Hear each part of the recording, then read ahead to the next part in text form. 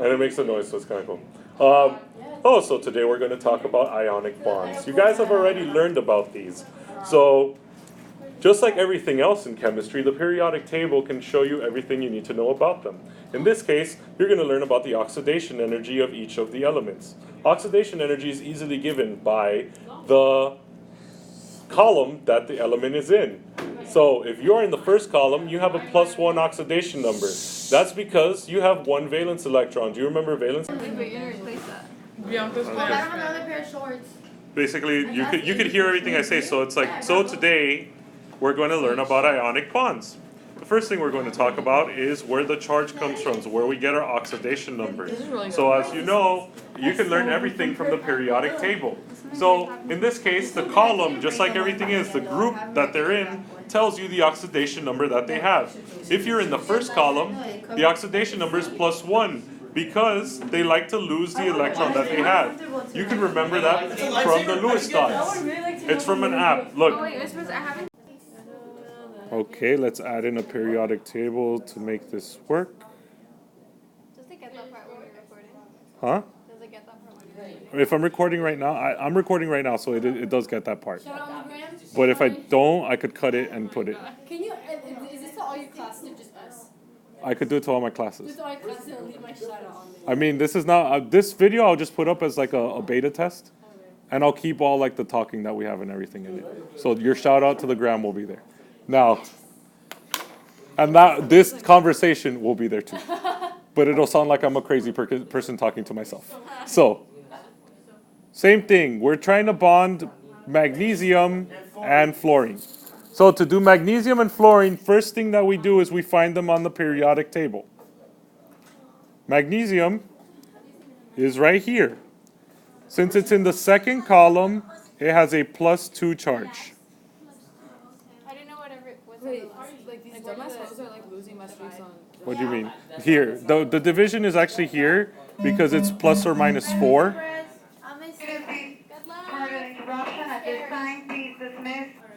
So, the division line, like we were saying, is right here, the +or -4. So anything to the left of this is plus, anything to the right is minus. So Mg has a +2 charge because it's in the second column. Fluorine is up here. Let me highlight that. I'm a level 20. Fluorine. And fluorine has a -1 charge. So when we write them, Oh, just kidding. I deleted it. it's because it's on the right side. Anything that has a lot of electrons is going to gain electrons. It's not going to give them away. The row next to it is -2. So this one, -2, -3. This one's +or -4 because since they have half a full valence shell, they can either give or take. Usually those guys do covalent bonds. So we'll talk about them later. Helium doesn't have any charge because these don't bond. Yeah, So what are they called again? noble gases.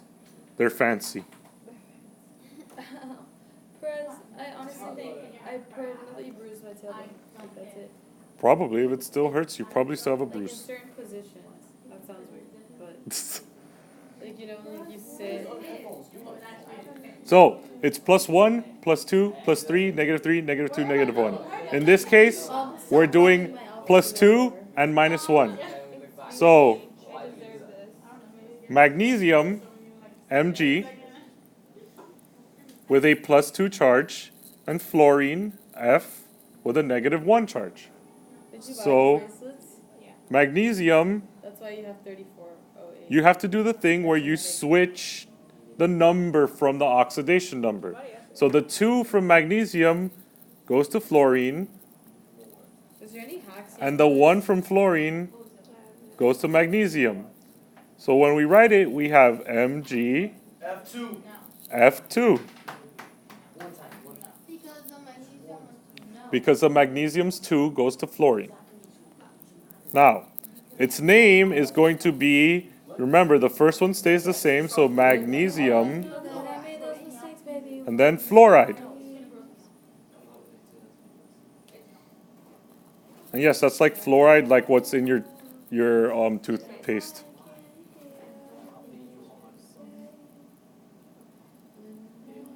Now, I always touch the picture. for the Lewis dots, remember, magnesium. Magnesium has 2 Lewis dots. You get it the same way we got the oxidation number. You look at the column that it's in. Magnesium was in the second column, it has 2 Lewis dots. Fluorine, since it's in the second to last column, it has, come on man, you can do this. Why won't you click? We'll find out. Whatever, we're gonna keep it like that for now. We'll look. So, fluorine has 7. So we write the F and we do 1, 2, 3, 4, 5, 6, 7. But you have to remember that because the F2 is there, you have to draw 2 fluorines, not 1. Because the number at the bottom tells you how many of that element is in the compound. So since there are 2, you have to do 2 fluorines.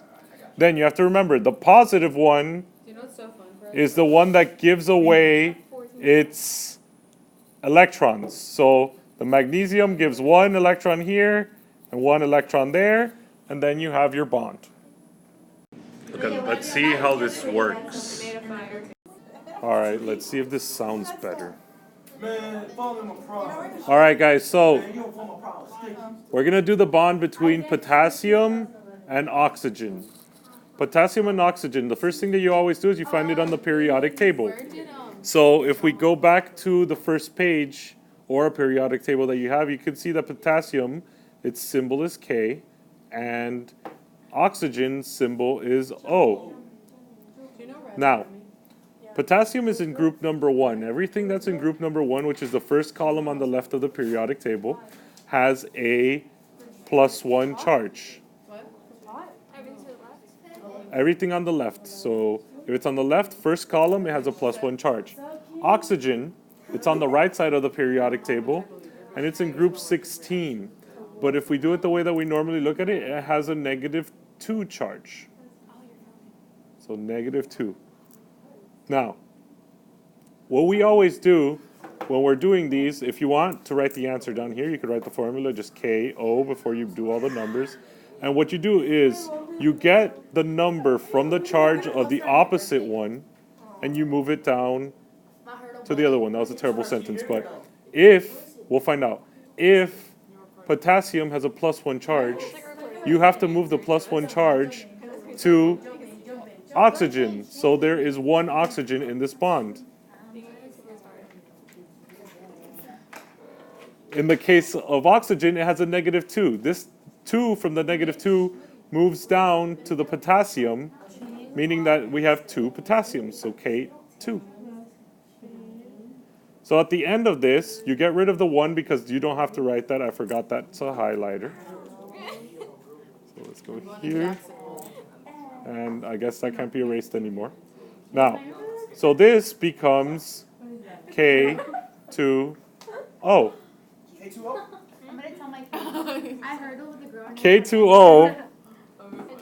The next thing that you have to do is you have to do the Lewis dots for the bonds. I'm the only girl doing it. So it's me, you, him, coming back here in the bed. And you remember, Lewis dots are like this. Potassium, K, has 1 Lewis dot. Oxygen, if you look at the periodic table, we'll see that it has 1, 2, 3, 4, 5, 6 dots. Now, the only thing that's weird about this one is that there are 2 potassiums. So you have to make sure that when you're drawing the Lewis dots, when you're making the bond, you have to draw 2 potassiums. You don't just draw 1. Because let's see what problem you run into if you do that. Here, potassium moves its electron over to oxygen, but oxygen, sadly, is left with 1 single one. That's where the other potassium comes in. You put the other potassium, and the bond from this moves over here, and now you have the full bond. You have to remember that. Now the name is simple. You remember, you write the positive one first, potassium, And then oxygen, you don't write it as oxygen. You have to change the ending of oxygen to ide. So it's potassium oxide. And that's how you do the bond for potassium and oxygen. Hey class. And today we're gonna learn about Whatever I saw was it called Kingsman. And she's like, do it independent. I was like, Harley, Yeah. Harley. So let's do the bond between potassium and bromine. First step, always find the two elements on the periodic table. So potassium is right here. Nope, wrong one. Right here. Here's potassium. Bromine is over here somewhere. Where are you, bromine? Br, here. So you find the charges by looking at the column that they're on.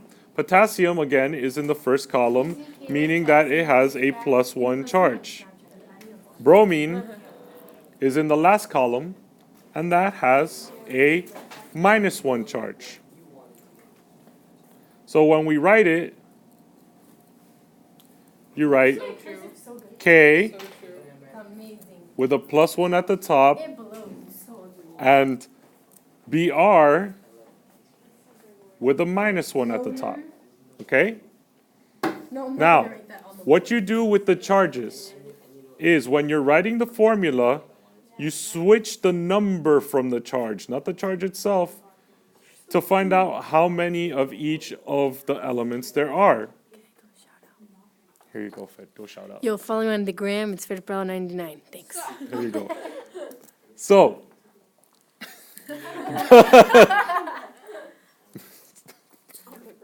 now, you bring the plus from potassium down, and you bring the minus from bromine over here. So, there's going to be one of each, because there's a +1 charge over here, and a -1 charge over here. So, the plus, the Are one. you evil or something? Why are you using the red one? Okay, I can make it a green one.